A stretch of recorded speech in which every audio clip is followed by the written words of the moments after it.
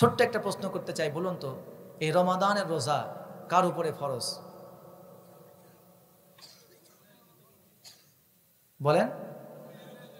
আচ্ছা, আলহামদুলিল্লাহ, প্রথম প্রশ্ন আপনারা পাস করছেন। এবার দ্বিতীয় প্রশ্নটা একটু জটিল হবে।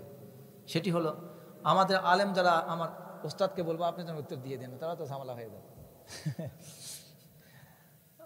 ওস্তাদ যারা আছেন তারা বলবেন না, আমি আপনাদের মাঝে সাধারণ মানুষের মধ্যে, আপনার যে রোজা পেয়ে খুশি, আসলে এর জন্য কতটুকু প্রস্তুতি নিয়েছেন? আমি তো বাংলাদেশে ঘুরি, এই রোজার আগ পর্যন্ত বহু জায়গায় প্রশ্নগুলো করছি, দেখি সব জায়গায় লাজবাব করেছে, সবাই জবাব দিতে পারে না। এবার দ্বিতীয় যে প্রশ্নটা করছি তা হচ্ছে এই, আমাদের সন্তান আছে না নাই? বলেন তো, আমাদের সন্তান আছে না নাই? তো আমাদের সন্তানের কত বছর বয়সে রোজা ফরজ?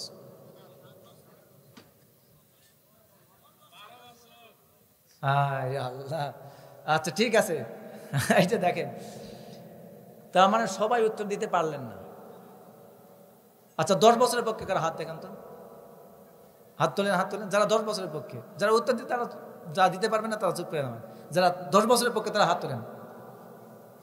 আচ্ছা, 1 2 3 4 5 6 7 8 9 10 11 12 13 12টার মতো। আচ্ছা ঠিক আছে। এবার 7 বছরের পক্ষে কারা দেখেন? এটাও 10 জনের মতোই। আচ্ছা, আর কে আছে? 12 বছর বলছিল কি জানো, একজন 12 বছরের পক্ষে। আচ্ছা ঠিক আছে, ঠিক আছে।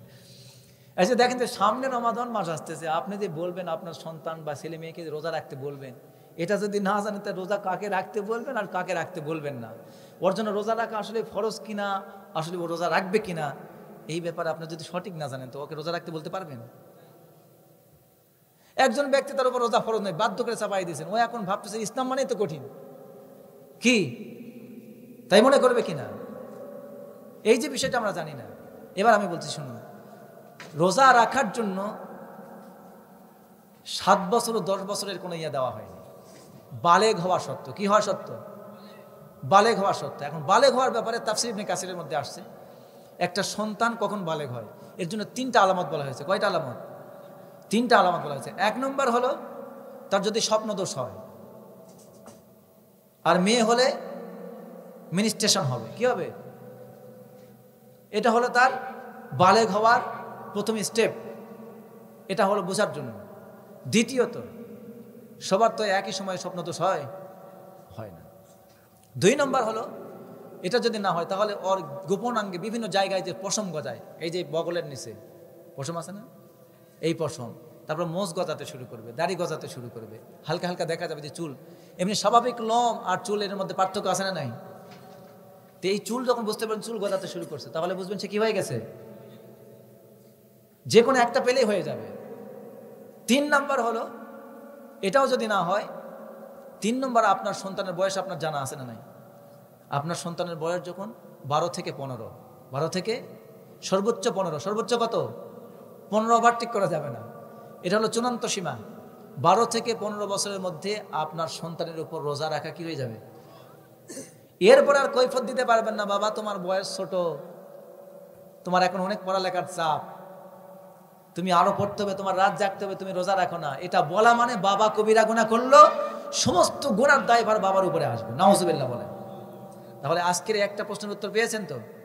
তাহলে প্রত্যেকটা সন্তানের বয়সের কথা বলবেন, প্রত্যেকটা সন্তানের উপর কত বছর বয়সে রোজা ফরজ? 12 থেকে, মনে থাকবে? আল্লাহ কবুল করুন, বলেন আমিন। এবার আপনাদের ছোট্ট একটা নসিহত করছি, সেটি হলো এই রমজান মাস আসতেছে, আমরা বেশি বেশি করে দান করব। কি করব? দান করব। রাসূলুল্লাহ সাল্লাল্লাহু আলাইহি ওয়াসাল্লাম বলছেন, হাদিস শরীফে এসেছে যে কানা রাসূলুল্লাহ সাল্লাল্লাহু আলাইহি ওয়াসাল্লাম আজওয়াদান নাস, যখন রমাদান মাস আসতো তখন রাসূল সাল্লাল্লাহু আলাইহি ওয়াসাল্লামের দান ছিল তা অনেক ব্যাপক হারে বেড়ে যেত। কি হতো? ব্যাপকভাবে বেড়ে যেত। বিশেষ করে যখন রমাদান মাসে হযরত জিবরাইল আলাইহিস সালাম রাসূলুল্লাহর সাথে দেখা সাক্ষাৎ করতেন, তখন তার এই দান বদান্যতা আরো বেড়ে যেত। ছোট্ট একটি ঘটনা আপনাকে বলছি। মদিনার একজন নারী রাসূলুল্লাহ সাল্লাল্লাহু আলাইহি ওয়াসাল্লামকে শখ করে একটা চাদর উপহার দেওয়ার জন্য চাদর বানিয়ে নিয়ে আসছেন। চাদর বানিয়ে নিয়ে আসছেন, রাসূল আসতেছেন একটা জায়গায় বক্তব্য দেওয়ার জন্য, একটা জায়গায় বক্তব্য দেওয়ার জন্য আসতেছে। সাহাল ইবনে সাদ রাদিয়াল্লাহু তাআলা আনহু তিনি বর্ণনা করছেন যে আমরা এক জায়গায় বক্তব্য শোনার জন্য মজলিসে একত্রিত হচ্ছি, রাসূল সাল্লাল্লাহু আলাইহি ওয়াসাল্লাম এই মজলিসে আসতেছেন বক্তব্য দেওয়ার জন্য। ঠিক সেই মুহূর্তে একজন মদিনার একজন নারী একটা চাদর শখ করে ফুল তুলে সুন্দর করে সাজিয়ে গুছিয়ে রাসূল সাল্লাল্লাহু আলাইহি ওয়াসাল্লামকে উপহার দেওয়ার জন্য নিয়ে এসেছেন এবং রাসূলকে দিয়েছেন উপহার হিসাবে। রাসূল তার উপহারটা নিয়েছেন, তিনি সেই চাদর পরে এই মজলিসে আসতেছেন। আমাদের দলের মধ্য থেকেই একজন লোক, একজন ব্যক্তি রাসূলের সেই চাদরখানা ধরলেন, দেখে নেড়ে চেড়ে বললেন, খুব সুন্দর চাদরটা, খুব ভালো লাগলো। এই বলে তিনি রাসূলের কাছ থেকে চাদরটা চাইলেন। এই কথা শুনে সাহাবায়ে কেরামদের মজলিসের মধ্যে যারা ছিলেন তারা সবাই মনঃক্ষুণ্ণ হলেন। তখন আর কিছু বললেন না। রাসূল সাল্লাল্লাহু আলাইহি ওয়াসাল্লাম মজলিসে আসলেন, এরকমভাবে কথা বললেন, কথা শেষ করলেন। যখন ফিরে যাবেন তখন রাসূল সাল্লাল্লাহু আলাইহি ওয়াসাল্লাম তার চাদরটা খুলে, গা থেকে খুলে, তা করে ভাঁজ করে সুন্দর করে যেই ব্যক্তি চাদরটা চেয়েছিল তার হাতে চাদরটা পৌঁছায় দিয়ে রাসূল সাল্লাল্লাহু আলাইহি ওয়াসাল্লাম বাড়ি ফিরলেন। পরবর্তীতে সব সাহাবী, তিনি সবগুলো সাহাবী এসে তারা ধরছে, ধরে বলতেছে, আচ্ছা বলো তো যে তুমি চাদরটা কেন চাইলে রাসূলের কাছে? তুমি তো জানো যে রাসূল এমন একজন মানুষ যে তার কাছ থেকে কেউ যদি কিছু চায় তিনি সেটা যাই হোক না কেন তার কাছে সামর্থ্য অনুযায়ী তার কাছে যা আছে যদি থাকে তার কাছে সেটা তিনি তা কাউকে না দিয়ে ফিরাই দিতে পারেন না। রাসূল যে চাদরটা পরে আসছিলেন সেই চাদরটা পরে রাসূলকে খুব সুন্দর দেখাচ্ছিল, তাকে শখ করে মানুষ হাদিয়া দিয়েছে, তুমি সেই চাদরটাই চাইলে কেন? তখন ওই লোকটি বলতেছে, সেও তো সাহাবী, সে বলতেছে যে দেখো, আমি চাদরটা এই জন্য চেয়েছি যে আমি রাসূলকে খুব ভালোবাসি। আমি এই জন্য চাদরটা চেয়েছি যে আমি যখন মারা যাব রাসূলের এই চাদরটা দিয়ে যেন আমার দাফন কাফন করানো হয়। এরপরে সাহাল ইবনে সাদ রাদিয়াল্লাহু তাআলা আনহু তিনি বলেন, ঠিকই একদিন ওই ব্যক্তি মারা গেলেন, তারপর রাসূলের কাছ থেকে যে চাদরটা হাদিয়া পেয়েছিলেন সেই চাদরটা দিয়ে তার জানাজা করা হয়েছিল, কাফন দাফন দেওয়া হয়েছিল। তো এইখানে দুইটা জিনিস পাওয়া যায়, একটা হলো রাসূলকে ভালোবাসা, রাসূলের কোনো জিনিসকে বরকতের জন্য নেওয়া, আর একটা হলো রাসূলুল্লাহ সাল্লাল্লাহু আলাইহি ওয়াসাল্লামের দান ছিল।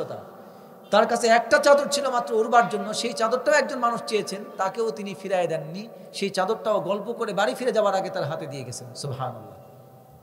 সুতরাং রমজান মাস আসতেছে, আপনাদেরকে একটা দানের ক্যাটাগরি শিখাই দিচ্ছি, সেটি হচ্ছে এই রমাদান মাস অনেক টাকা পয়সা আপনাদের আছে, কারো নাই, যার যে সামর্থ্য আছে সেই সামর্থ্য অনুযায়ী দান করে একটু সিস্টেম নিয়ে দেন যে আমার এই বাচ্চাদেরকে রমজান মাসে প্রত্যেক দিন অন্তত 30টা যদি রোজা হয়, প্রতিদিন যদি 2 টাকা করে দান করি, কয় টাকা হয়?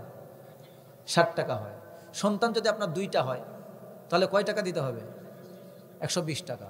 3টা হলে 180, তাহলে আপনার 4টা হলে 240 টাকা। যাক, হিসাবে লোক আছে, ব্যবসায়ী মানুষ আছে, তো এই জন্য একটু সুবিধা, বলা মাত্রই অঙ্ক করে ফেলতেছে। তাহলে এই যে সামান্য টাকা, 2, 4, 500 টাকা আপনার 4 জন সন্তানের হাতে যদি ভাগ করে দেন, 60 টাকা করেও দিয়ে দেন, তাহলে প্রত্যেক দিন সে মিনিমাম গরিব দুঃখীকে কত করে দিতে পারবে? 2 টাকা করে। আর যদি 4টা সন্তান হয় 2 টাকা করে দেয়, কত হয়? 8 টাকা হয়। 5টা হলে 10 টাকা হয়। 500 টাকা দিলে 5 জন সন্তানকে 1 মাসের জন্য দান করা শেখানো যাবে কিনা? কথা বলে না, শেখানো যাবে কিনা? কত টাকা তো আপনি নষ্ট করবেন, সন্তানকে দিয়ে রাখেন দানশীলতা শেখানোর জন্য। ইসলাম তো শুধু মুখে মুখে বলার নাম না, আমি 1000বার বলেছি, ইসলাম হলো প্র্যাকটিস করার নাম। কিসের নাম? প্র্যাকটিস নাই ইসলাম। এটা মুখে মুখে বলবেন 1000 টাকা দান করেন, দান করিলে সওয়াব পাওয়া যায়, কিন্তু দেওয়ার সময় নাই, তখন লাভ হবে না। এটা শেখাতে হবে ছোট থেকে বাচ্চাদেরকে। এই জন্য বাচ্চাদেরকে 2 টাকা করে হলেও দিয়ে শিখাবেন যে প্রত্যেক দিন বাবা তুমি 2 টাকা করে পারলেও যেই ব্যক্তি সায়ালকারী আমাদের দরজায় আসবে তাকে ফিরাইয়ে দিবেন। আরেকটা ছোট্ট নসিহত আপনাদেরকে করব, সেটি হলো যারা মা বাপ এখানে আসছি, আল্লাহ তাআলা সর্বপ্রথমে মা বাপকে ধরবেন। আল্লাহ রাব্বুল আলামিন কোরআনে বলেছেন, ইয়া আইয়ুহাল্লাযীনা আমানু কু আনফুসাকুম ওয়া আহলিকুম নার। পরিবারের অভিভাবক হলো মা বাপ, ঠিক কিনা কোন? আল্লাহ বলছেন তুমি নিজে জাহান্নামের আগুন থেকে বাঁচো এবং আহল পরিবারকে বাঁচাও। এই যে আপনারা যারা কোরআন শুনতে আসছেন, যারা নামাজি কালামি, আপনি ভাবতেছেন আমি নামাজ পড়ি, আমি ওয়াজ শুনি, কোরআন তেলাওয়াত করি, কিন্তু আমার সন্তান জাহান্নামে যাচ্ছে, আমার স্ত্রী জাহান্নামে যাচ্ছে, আমার মেয়েটা জাহান্নামে যাচ্ছে, তাদেরকে দিনের জন্য কিছুই করলেন না, তাহলে কিন্তু এরা আপনাকে ধরে জাহান্নামে নিয়ে যাবে, ঠিক কিনা কোন? এই জন্য আপনাদের প্রতি আমার নসিহত হলো তাদেরকে আপনারা শিখাবেন, তাদেরকে দিন শেখার জন্য আপনি অনুপ্রাণিত করবেন। কারণ আল্লাহ তাআলা নবীদের কথা কোরআনে বলেছেন, যে হযরত ইসমাঈল আলাইহিস সালামের কথা আল্লাহ তাআলা কোরআনে বলছেন, কানা ইয়া'মুরু আহলাহু বিস-সালাতি ওয়াজ-যাকাতি ওয়া কানা 'ইনদা রাব্বিহি। আল্লাহ তাআলা কোরআনে বলেছেন যে আল্লাহ তাআলা বলছেন যে হযরত ইসমাঈল আলাইহিস সালাম তার আহাল পরিবারকে নামাজের জন্য অর্ডার করতেন, যাকাতের জন্য আদেশ করতেন, এবং স্বয়ং নবীকে আল্লাহ তাআলা বলছেন ওয়া'মুর আহলাকা বিস-সালাতি ওয়াসতাবির আলাইহা, ও নবী আপনি নিজে আহাল পরিবারকে নামাজের জন্য অর্ডার করুন, নিজে নামাজের উপর প্রতিষ্ঠিত থাকুন, আমি রিজিক চাই না, রিজিক আমি দেই। সুবহানাল্লাহ। কিন্তু আজকে আমরা অভিভাবক, আজকে আমরা আমাদের সন্তানদের ব্যাপারে, পরিবারদের ব্যাপারে এইসব চিন্তা ভাবনাগুলো করি না। আমি নিজে বাসি, আমি নিজে নামাজি, আমার দাড়ি আছে, আমার জুব্বা আছে, আমি পাঞ্জাবি আছে, আমি তো নামাজ কালাম পড়ি, আমি কোরআন তেলাওয়াত করি, কিন্তু আমার স্ত্রী, আমার সন্তান, আমার ছেলেমেয়েরা তারা পড়ে না, তাদের কোনো সাধন, তাদেরকে শাসনও করি না, শিক্ষাও দেই না। তাহলে আপনি কিন্তু উত্তম অভিভাবক নয়। এই জন্য আল্লাহ তাআলার কাছে জবাবদিহি করতে হবে। আলা কুল্লুকুম রাইন ওয়া কুল্লুকুম মাসউলুন আন রাইয়াতি। আল্লাহ বলছেন প্রত্যেক ব্যক্তি, দায়িত্বশীল ব্যক্তি আল্লাহর কাছে জিজ্ঞাসিত হবে। একজন পরিবারের মা বাপ আল্লাহর কাছে জিজ্ঞাসিত হবে, প্রধানমন্ত্রী থেকে শুরু করে চৌকিদার পর্যন্ত, এবং পরিবারের মা বাপ আল্লাহর কাছে জিজ্ঞাসিত হবে। এই জন্য আপনাদের কাছে শেষ নসিহত করলাম, মা বাপ হিসাবে সন্তানদেরকে রমজান মাস আসতেছে, দ্বীনি শিক্ষার ব্যবস্থা জারি করে দেন, বাড়িতে জিকিরের ব্যবস্থা করুন, তেলাওয়াতের ব্যবস্থা করুন, কোরআন নিয়ে চিন্তা ভাবনা করার ব্যবস্থা করুন, দোয়া কালাম শেখার ব্যবস্থা করুন, পর্দা পশিদা জানার ব্যবস্থা করে দিন, তাদেরকে দ্বীন শিখান। আল্লাহ তাআলা আমাদের প্রত্যেককে শিক্ষার তৌফিক দান করুন বলেন আমিন।